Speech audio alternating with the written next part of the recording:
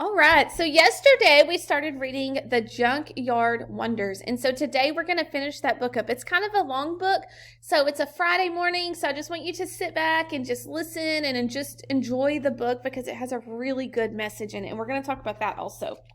So remember yesterday, the last page we read, they had gone out to some friend's house, their friend's house, and together they were having a really, really good time.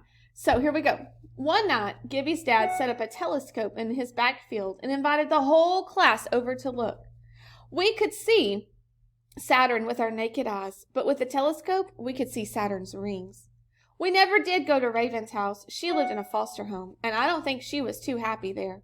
But her foster mother let her paint beautiful designs on silk from an old World War II parachute, which she brought to school to show us. My dad arranged for the whole class to go to a neighbor's farm and have a hayride that took us all off into the woods. Our class was special, all right. The Junkyard kids were pretty amazing to begin with, and Miss Peterson showed us how to shine. She even helped us make badges that said, "The Junkyard Wonders." "So you can be proud of who you are," she said. That day, we got the badges. This mean boy came running up to us. "Weirdos, retards, now you even wear dumbbell pins." A boy named Barton Poole grabbed the pin off my shirt. I started to cry, but then Thom and Gibby ran at Barton and his friends. "Right?" one of his friends said. "Now Twinkletoes and the Jerking Fool are going to hurt us. We're so scared." Just about then, Jody, big, wonderful Jody, appeared from nowhere. The mean boys sure backed off. "Someday you aren't going to have this freak to guard you," Barton snarled as he stalked away. I like the way that they said Barton snarled. They didn't say he just said or he yelled. They used that word snarl. That was really good. That day, Miss Peterson could see that we were badly shaken. Gibby finally spoke up. "Miss Peterson," he said, "we're all junkyard kids, even though you try to make us feel better about it. We're throwaways, junk, and everyone knows it." "Oh, my dear, that's where you're wrong," she said wistfully. "Every one of you is a wonder. Don't you realize what a junkyard really is?" "A place for things that nobody wants," Jody answered. "Oh, it is a place full of wonders, possibilities. What some see as a bent and broken throwaways are actually amazing things waiting to be made into something new, something unexpected, something surprising." We all looked puzzled. "All right, class, get your coats. We're walking to the Melvin Beach Junkyard right now," she exclaimed. At the junkyard, Miss Peterson stopped us. "Now, form into your tribes, then collect everything that you think may be made into something new. Remember, Wonders, here's your chance. Forget what the object was. Imagine what it could be." Each of the tribes set off across the junkyard, collecting wheels, doors, handles, latches. Weave and Ellis had gotten just the right junk, though, until almost the end of our visit. As Jody, Raven, Thom, and I were climbing over the last pile of sorted junk, Gibby called to us. He was standing under a shed roof looking up. There, hanging from the roof strut, was an old, wrecked, modeled airplane. "Gib, that's just an old, torn-up plane," Thom said. "No, it's a beauty. I see it. We're going to rebuild it into something bigger, better, something wonderful, something that will defy gravity itself. This plane is going to fly all the way to the moon." There was such wonder in his eyes that we just knew what we needed. Why do you think they feel like junk? Why do you think they compared themselves to a junkyard? I think that they probably, the way people talked to them, the way people called them names, like they didn't have a good self-esteem from their friends. And like kind of our writing like we did, nobody boosted them up. What do you think her plan is to taking them to a real junkyard? Like, why do you think, what was the teacher's purpose in taking them to a real junkyard, do you think? I think that she probably wanted them to see that there's other things that can be turned into something beautiful. And then just like right there, Gibby saw something that was basically junk, but had something else envisioned in his head. So let's find out what happens For the next few weeks, during the last hour of class time, we worked on our inventions. As we hammered and sawed and cut, Miss Peterson read to us Great Expectations, David Copperfield, and sometimes poetry. Oops, sorry, I'm trying to show you the book. But every day, Miss Peterson reminded us, some people look at things the way they are and cry. Why? But I want you to look at things and see what they could be and ask, why not? Gibby was the boss of our plane project. We removed all the outer skin, built in new balsa struts, and repaired a lot of the skeleton. Raven replaced the old skin with pure silk. And finally, we painted the rebuilt plane with low-resistant lacquer. But would it fly? The day came when we were to present our suspendus projects. What do you think suspendus might mean? Like amazing. And we know it's amazing because they've worked hard on it and they're excited. The Cinnamon tribe was first. They unveiled a tangled sculpture of hollow tubes. Well, Miss Peterson asked the Cinnamons, what is your invention? A vibraphone, they said. It took 3 people to play it. Fabulous. The Almonds made a hanging wall maze full of levers, fulcrums, and counterweights. When ball bearings were loaded into the top, they clattered down, bounced, shivered, and jumped as they ran through the maze. Stupendous. When the Lemons uncovered their device, none of us could figure out what it is. This is perpetual movement. Do you notice how they put capital is there? So they really want us to emphasize on that. It is perpetual movement. Dallas Schaefer gave us his invention a shove. It leaned way forward, ringing bells, pulling at springs, and twisting back and forth. We must have watched that thing for 15 minutes. It just did not stop. When it was the Vanilla's turn, Gibby pulled the covering off. Do you notice how, like, right there, the writer left us kind of suspenseful, like, what's it going to look like? When you're doing your writings, that's kind of how a scene moves to the next piece. But that's just an old model airplane, Booth Schiffer called out. Wrong. This here airplane is going to defy gravity. This baby is going all the way to the moon. So what can we infer about Gibby and how he feels about his plane? I would infer that maybe he is confident in himself and he knows what he wants out of his things. Everyone laughed. Miss Peterson spoke up. If Gilbert says it is destined for the moon, I, for one, believe him. Come on, Gibby. Will that thing fly? Someone shouted. Oh, it will fly all right. We flew it like a kite off the Putman's Hill, Jody trumpeted. We had. That was off a hill. For it to fly by itself, though, we need a propulsion unit.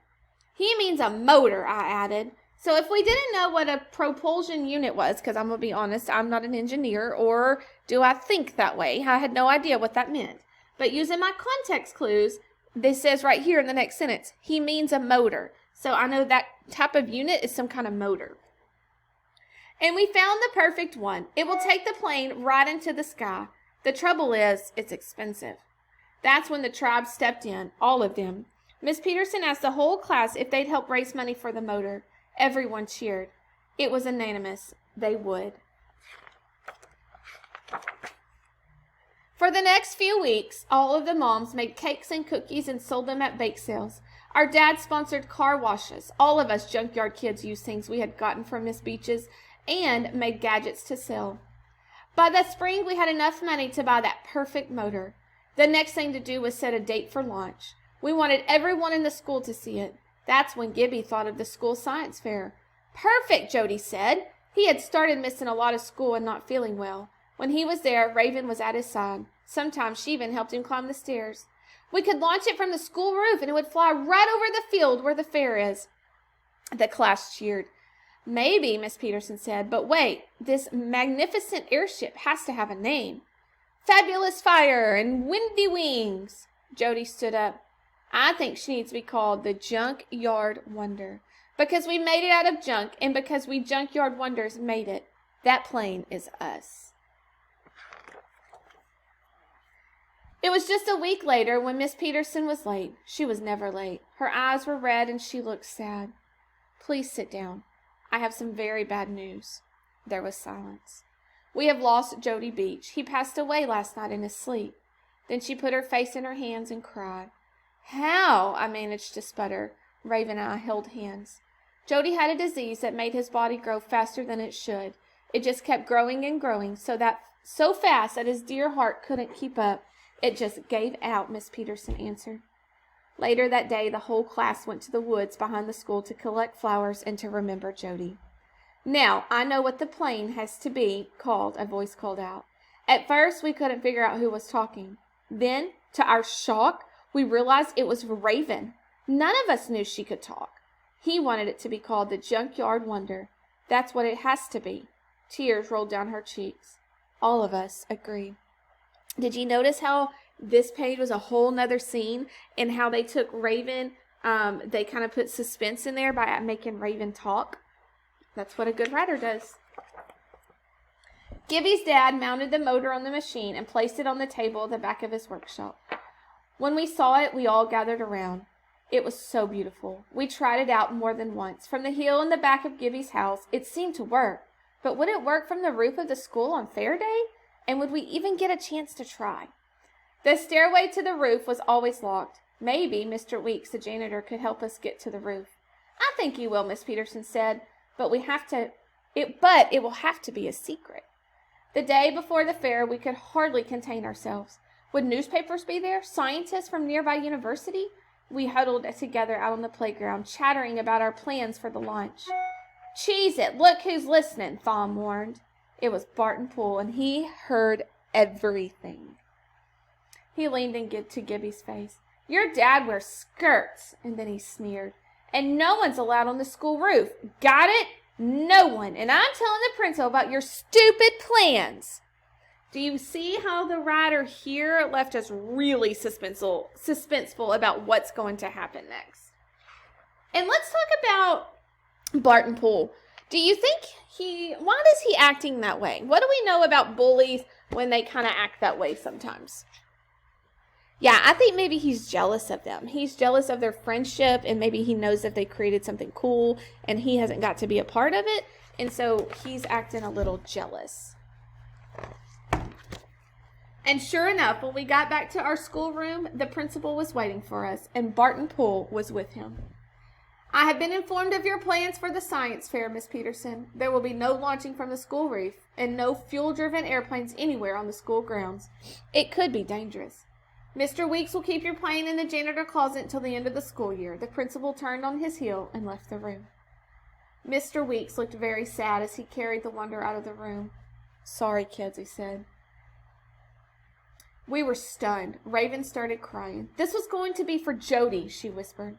Miss Peterson said nothing for a time, and then she began.